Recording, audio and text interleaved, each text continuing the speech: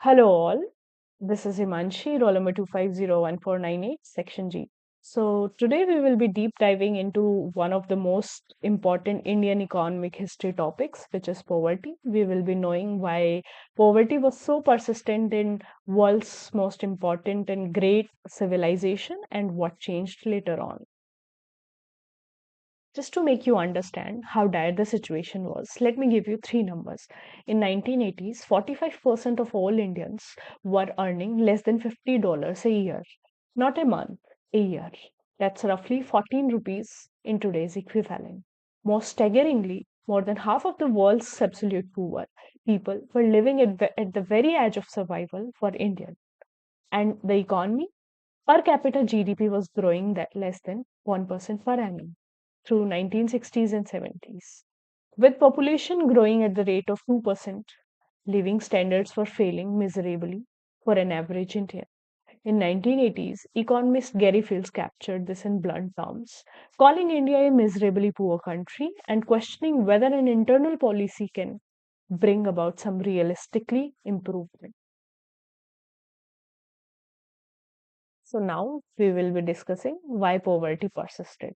First and the foremost reason was the inward looking policy. While East Indian economies like South Korea pivoted aggressively towards exports and openness in 1960s, growing at over 6% per year, India turned inward.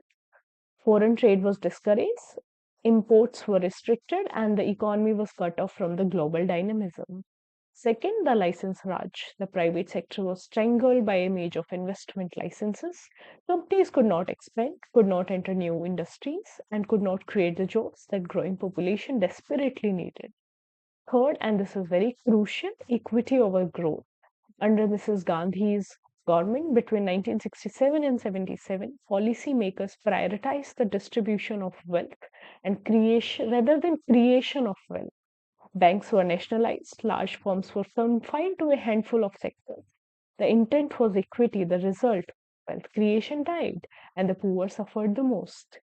Fourth, poorly targeted subsidies, food, fertilizer, and irrigation. These subsidies were meant for the poor, but they're largely captured by the politically connected farmers. Those who were truly poor, owning no land, got almost nothing.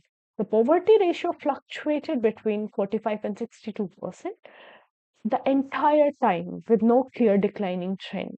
3 decades of developing policy, almost zero poverty reduction. Next, we will be discussing about the reforms and the decline in the poverty. Something actually changed. In early 1980s, India became quietly liberalizing, what Panagaria calls liberalization by strength, and the numbers tell a remarkable story.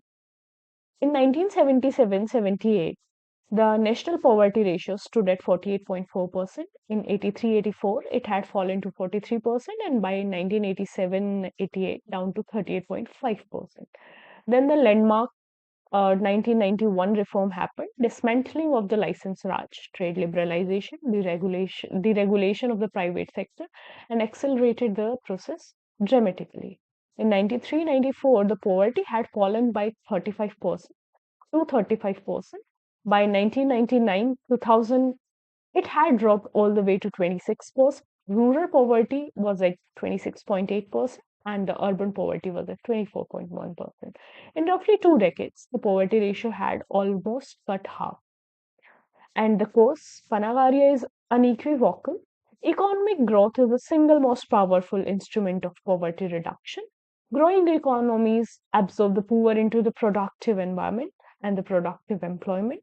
They raise the rural wages, they generate fiscal revenue that government can use the genuine anti-poverty programs like Indian Employment Guarantee Scheme of 2005.